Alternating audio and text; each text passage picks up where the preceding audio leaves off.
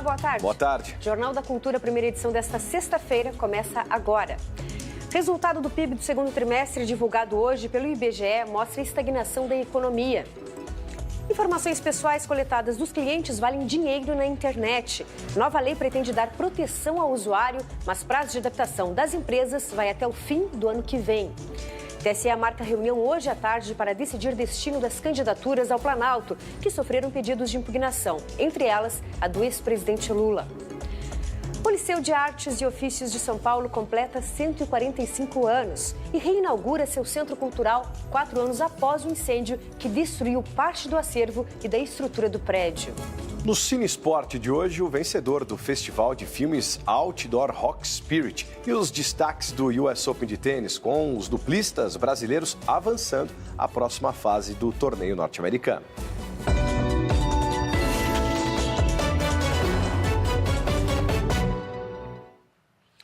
Governo, empresas e cidadãos têm 1 ano e meio para se adaptar à nova lei de proteção de dados pessoais. A legislação muda, por exemplo, a forma como lojas coletam informações dos clientes. Número de documento, nome, e-mail. Preencher formulários como esse é rotina para quase todo consumidor. André perdeu a conta de quantas vezes passou os dados e teme o destino que eles podem tomar. Eles estão vendendo meus dados, né? Não dá para saber onde vai parar isso. Enfim, sai passando CPF aqui e ali, podem forjar um outro André aí, não sei. Com o objetivo de cuidar destas informações, neste mês foi sancionada a Lei de Proteção de Dados Pessoais. A Lei Geral de Proteção de Dados Pessoais é um marco muito importante porque ela visa proteger os dados pessoais das pessoas naturais, portanto das pessoas físicas. E quando estamos num ambiente hiperconectado e com o avanço tecnológico que estamos, em que as empresas podem formar base de dados e trocar informações muito rapidamente, é muito importante que haja essa proteção. Pode parecer um simples cadastro, até para receber um benefício em troca, mas os dados que fornecemos viram dinheiro quando em poder das empresas, sem nem imaginarmos.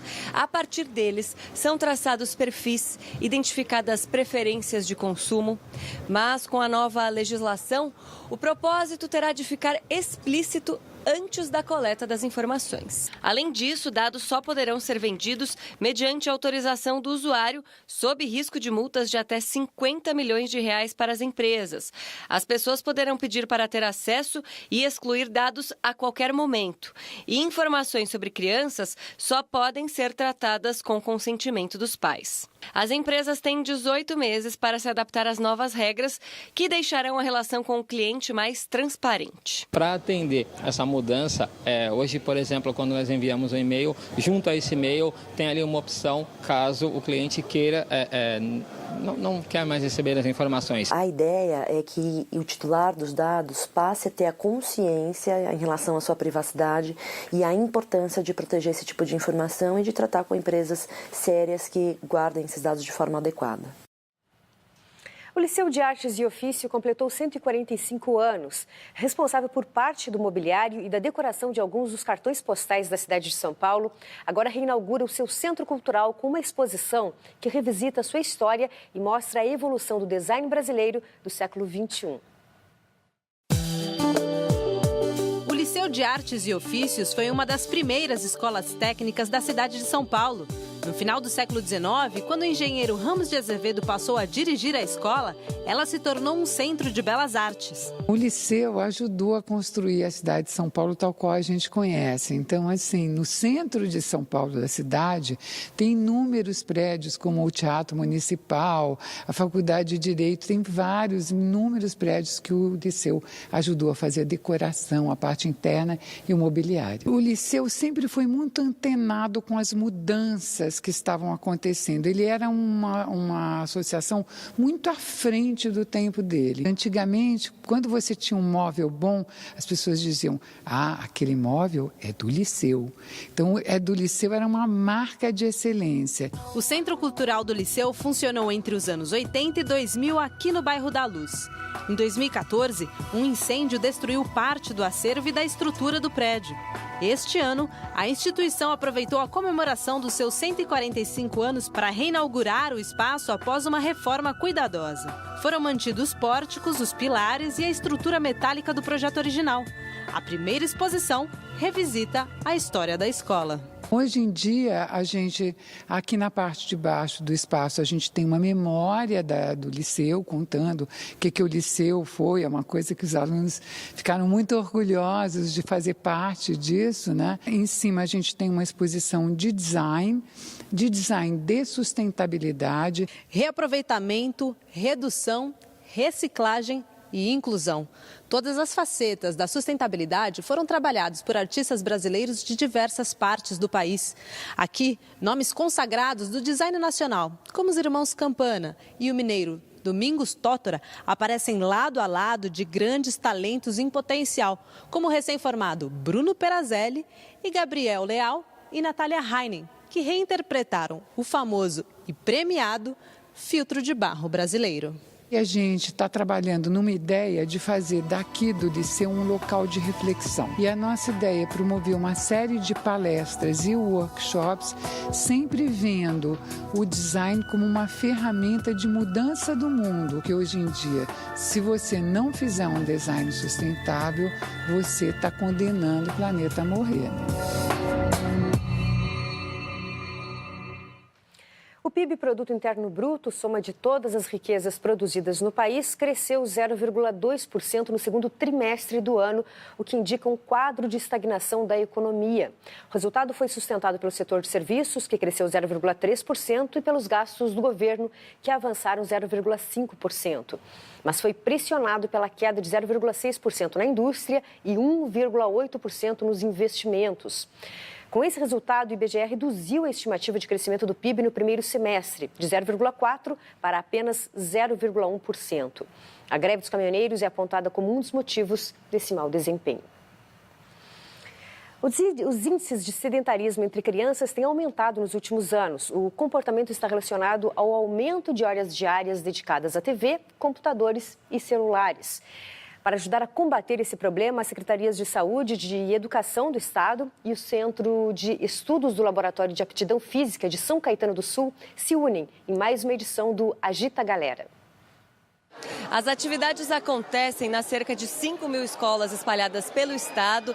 Nesta unidade aqui na região central da capital paulista, rolou dança, também muito esporte. E eu converso agora com o Dr. Vitor Matsudo, que é coordenador geral do programa Agita São Paulo. Doutor, qual que é a importância de se incluir atividade física na rotina dos estudantes da rede pública? Sem dúvida é combater o sedentarismo, esse fantasma que compromete a saúde das nossas crianças, dos adultos e dos idosos. Se você fizer 60 minutos por dia de atividade física, quer seja em bloquinhos de 15, de 10, você vai fazer muito pela sua saúde física, pela saúde mental, pela saúde social e educacional, porque criança que agita, criança que vai melhor na escola, tem melhor relação com os pais e tem menos distúrbio de comportamento. Então, agite a galera.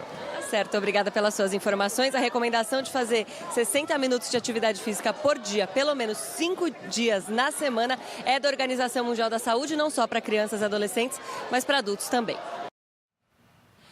Começou hoje o horário eleitoral gratuito de rádio e na TV. As primeiras propagandas serão com os candidatos aos governos dos estados e para o legislativo. O horário eleitoral vai até 4 de outubro, 3 dias antes do primeiro turno. O horário eleitoral no rádio será às 7 da manhã e ao meio-dia. Na TV, à 1 da tarde e às 8h30 da noite. A duração será sempre de 12 minutos e 30 segundos. Nas segundas, quartas e sextas, serão apresentados os programas para governador, senador e deputados estaduais e distritais. Às terças, quintas e sábados, para presidente e deputado federal. A veiculação vai até o dia 4 de outubro, 3 dias antes da votação. Domingo, não há horário eleitoral. As inserções diárias que entram ao longo da programação das emissoras terão entre 30 e 60 segundos, dependendo do partido político ou coligação. A exibição será das 5 da manhã à meia-noite, de segunda a domingo. Os candidatos precisam seguir algumas regras definidas pelo TSE. É proibido, entre outras coisas, fazer montagem que degrade ou ridicularize adversários, candidatos, partidos políticos ou coligações. Usar efeitos especiais, computação gráfica, desenhos animados, fazer transmissões ao vivo ou propaganda paga. As eleições se aproximam e analisar o perfil dos candidatos é fundamental. Para ajudar nessa tarefa, o Ministério Público Democrático, uma associação fundada por membros do Ministério Público, lançou a campanha Vote Inteligente. O repórter Eduardo Campos tem as informações para a gente ao vivo. Boa tarde, Eduardo. Tudo bem, Ana? Boa tarde a todos. A gente sabe que analisar propostas dos candidatos, fazer pesquisas em sites confiáveis e também acompanhar os debates pela televisão, a internet e também o rádio, tudo isso faz parte para fazer um voto consciente. E a campanha trata questões exatamente como essas. Eu estou aqui com o Ricardo Prado Pires de Campos, que é aqui do Ministério Público Democrático. Doutor, muito boa tarde para o senhor. Qual que é a importância de uma campanha como essa nesse atual cenário? Boa tarde. A importância vale os próximos 4 anos do país. Nós estamos no momento em que a população quer qualidade dos políticos que estão disputando a eleição. Para isso, nós precisamos que nós tenhamos, por parte da população, um voto de qualidade, um voto inteligente que realmente consiga escolher as melhores pessoas para tocarem esse país. Bom, agora o eleitor, o que eles devem ficar atentos nesse início de campanha? O que eles devem prestar atenção? Integridade, honestidade e competência são fundamentais para que nós tenhamos bons políticos. É preciso olhar a biografia das pessoas, é preciso olhar as suas capacidades para o exercício do mandato e quais são as propostas que elas estão defendendo. Isso é fundamental para termos uma boa escolha e isso não se faz no dia da eleição. Isso precisa ser feito muito antes para que no dia já esteja tudo resolvido e só confirmar o voto no dia da eleição. Tá certo, obrigado pelas informações. Só lembrando que a votação acontece no dia 7 de outubro. Se tiver o segundo turno, vai ser no dia 28. Quem quiser mais informações sobre essa campanha, aparece aqui no seu vídeo, é voteinteligente.org.br. Ana. Obrigada, Eduardo. O Tribunal Superior Eleitoral realiza hoje uma sessão extraordinária para analisar registros de candidaturas à presidência da República. Entre os itens está a participação de Lula no horário eleitoral gratuito, como candidato do PT, e se ele vai poder gravar os programas da cadeia. Os advogados apresentaram a defesa do ex-presidente ontem à noite ao TSE. A corte também deve definir como fica o registro de José Maria Imael, da Democracia Cristã, de Geraldo Alckmin, do PSDB, que teve a coligação com os partidos do Centrão contestada pelo MDB. Além disso, os ministros vão analisar o caso de Jair Bolsonaro, do PSL, réu no Supremo Tribunal Federal por suposto crime de apologia ao estupro e injúria. No US Open de tênis, a gente teve a estreia das duplas principais com os brasileiros no torneio norte-americano, além dos favoritos na chave simples que também avançaram. A gente confere os principais resultados. Dessa vez, nada de susto. O sérvio Novak Djokovic confirmou o favoritismo e derrotou o americano Tennys Sandgren por 3-1. O começou bem e, ao contrário da estreia, dominou o adversário do início ao fim. Roger Federer, debaixo de um sol de mais de 30 graus, teve trabalho, mas soube se impor nos momentos certos e venceu o francês Benoit Paire por 3-0. E está na terceira rodada do US Open. Vai pegar o polêmico australiano Nick Kyrgios, que se envolveu em mais uma. Ao ser avisado pelo árbitro que poderia ser punido por falta de competitividade, a conversinha estimulante deu certo e ele virou o confronto sobre Pierre Hughes. Nas duplas, Bruno Soares estreou com o pé direito em busca do seu bicampeonato no US Open. Ao lado de Jamie Murray, o brasileiro teve uma ótima atuação e passou sem sustos pelo argentino Guido Peña e o espanhol Albert Ramos Vinholas por 2-0. Depois foi a vez do mineiro Marcelo Melo garantir vaga na segunda fase. O espanhol Fernando Verdasco e o canadense Vasek Pospisil desistiram. E aí o mexicano Hans Verdugo e o sueco Andreas Silverstone herdaram a vaga. Ao lado do polonês Lucas Kubot, o brasileiro confirmou o favoritismo com vitória 2-0. Bem, parabéns aos duplistas brasileiros. Na semana passada, teve o Festival de Filmes ao Ar Livre Rock Spirit e a gente teve a escolha dos vencedores. Do público, foi pelo curta 3 Mulheres e uma Montanha. Vamos ver. Durante a cobertura da Ultramaratona Tutã, Transmantiqueira Ultra Trail Agulhas Negras 2017, a ideia era registrar uma corredora, uma mulher atleta, e quebrar este preconceito de que apenas homens poderiam correr e completar ultramaratonas, em especial uma prova de 100 quilômetros. Durante o processo de captação de imagens, surgiu o desejo de mostrar todo o envolvimento, amor e cumplicidade de 3 personagens: Carol Macedo, Gisele Campos e Lúcia Teixeira. Em comum, o amor pelas montanhas, em especial do Parque Nacional de Itatiaia.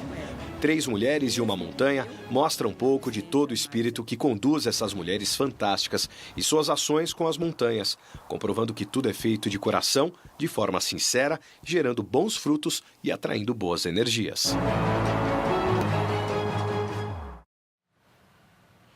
No nosso quadro Linha de Frente, o casal Cléo e Natanael. Ela, diarista, ele comerciante. Os dois, criadores da Biblioteca Comunitária Espaço do Saber, na comunidade de Rio Abaixo, em Suzano, na Grande São Paulo. Juntos, escreveram uma nova história para as crianças que moram nesta área carente.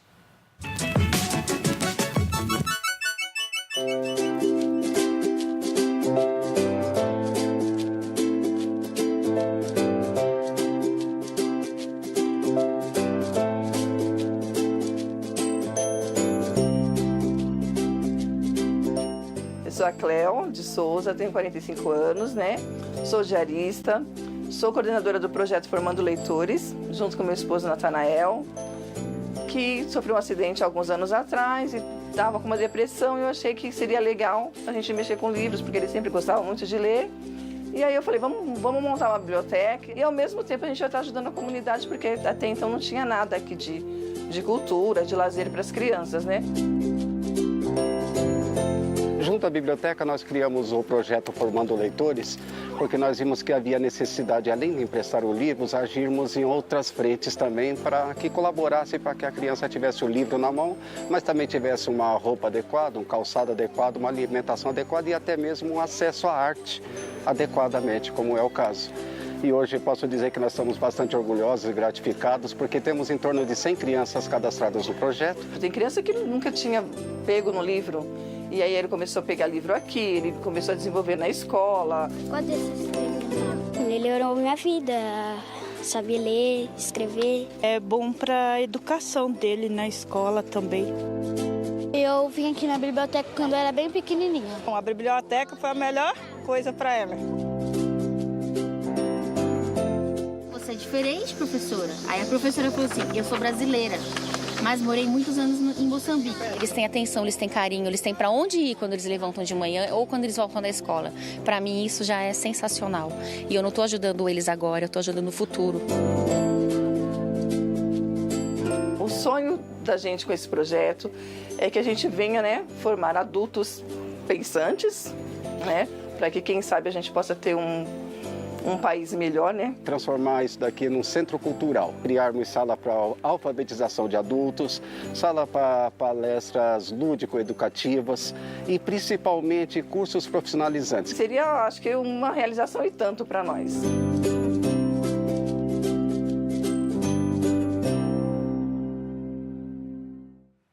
Bem legal. Veja a seguir, manifestantes anti-imigração de extrema-direita fazem novos protestos na Alemanha. A chanceler Angela Merkel faz apelo para o fim do ódio nas ruas do país.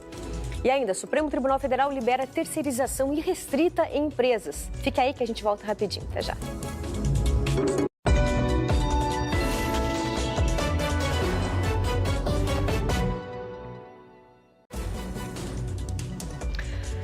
Na Alemanha, manifestantes de extrema-direita gritam por resistência contra os imigrantes, mas a chanceler Angela Merkel diz que não há lugar para o ódio nas ruas do país. Centenas de manifestantes anti-imigração, gritando resistência, se juntaram na cidade alemã de Chemnitz depois de uma série de confrontos violentos na região da Saxônia. A polícia chamou reforços após 2 dias de protestos que aconteceram depois da prisão de um sírio e de um iraquiano pela morte a facadas no domingo de um alemão de 35 anos de idade. Em um saguão dentro do estádio de futebol de Chemnitz, o premier da Saxônia, Michael Kretschmer, pediu 1 minuto de silêncio em memória da vítima. Ele garantiu que o crime será esclarecido e prometeu que os que andam pela cidade com saudações de Hitler também serão condenados. A Alemanha está dividida em relação aos imigrantes, depois da decisão da chanceler Angela Merkel, em 2015, de permitir a entrada de mais de 1 milhão deles, muitos refugiados das guerras na Síria, no Iraque e no Afeganistão. Hoje, 4 dias após os protestos, a ministra da Família, Franziska Giffey, foi à cidade de Chemnitz, colocou flores no local onde morreu o cidadão alemão e prometeu que não vai dar paz aos neonazistas. Chemnitz fica na antiga Alemanha comunista e é considerada a região com mais grupos anti-imigração e berço do partido de extrema-direita AfD.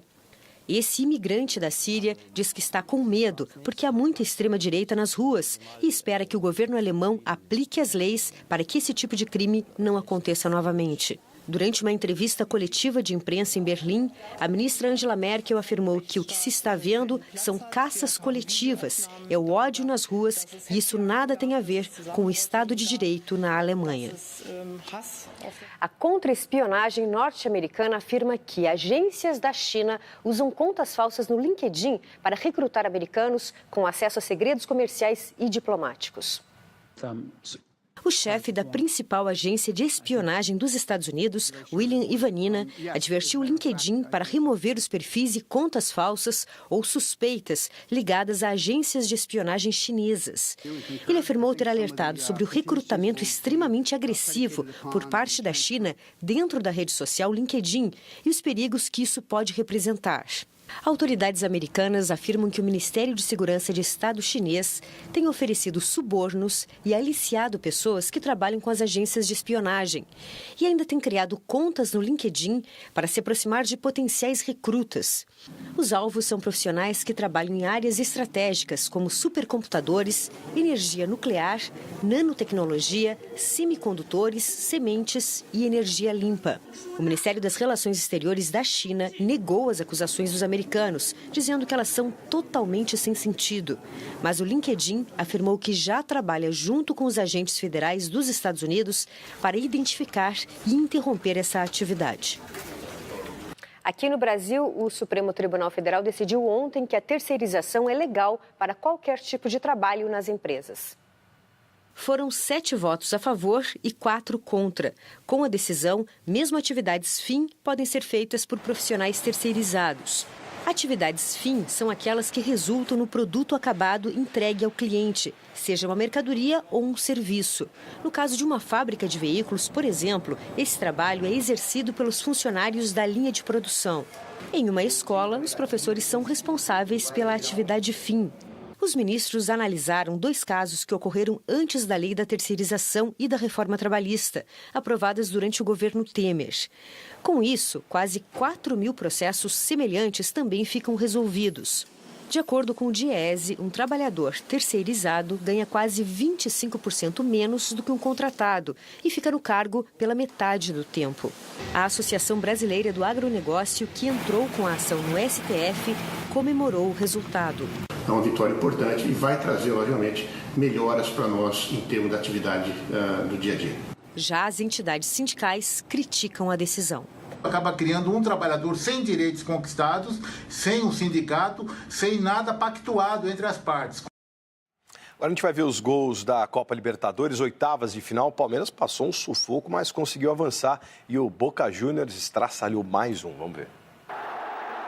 O time argentino foi para cima do Libertad e venceu por 4-2. Os senenses já haviam vencido o jogo de ida por 2-0, mas ontem o Libertad saiu na frente com um gol de Oscar Cardoso. Pavon deixou tudo igual após tocar na saída do goleiro. 2 minutos depois, cochilo da zaga. Zarate virou. O Libertad voltou a empatar de pênalti com Cardoso. Carlitos Tevez entrou no segundo tempo e deixou dele com um belo toque e deslocou o goleiro. O Boca ainda fez o quarto com Cardona. É uma cavadinha, golaço. O adversário nas quartas de final será o Cruzeiro. O Palmeiras recebeu o Cerro Porteño do Paraguai e tinha vantagem. Venceu o jogo de ida por 2-0. Mas aí, Felipe Melo tratou de deixar a torcida palmeirense em alerta. Tomou um cartão vermelho aos 3 minutos após a entrada violenta. Ninguém chutou o 0 do placar até que aos 11 minutos do segundo tempo, Arzamendia abriu o marcador. Aí foi sofrimento, catimba por parte dos palmeirenses, mas embalados pelos cantos da torcida, conseguiu segurar a vaga. Vai pegar o Colo-Colo do Chile nas quartas de final. Agora, 12:26, o Jornal da Cultura, primeira edição, termina aqui. Você acompanha o programa Panorama. Uma ótima tarde e a gente se vê amanhã às 8:55 da noite, portanto, 20h55, no Jornal da Cultura. Até amanhã. Até amanhã, estaremos juntos. Eu e Ana, trazendo as notícias esportivas também. Tchau. Bom fim de semana. Tchau, tchau.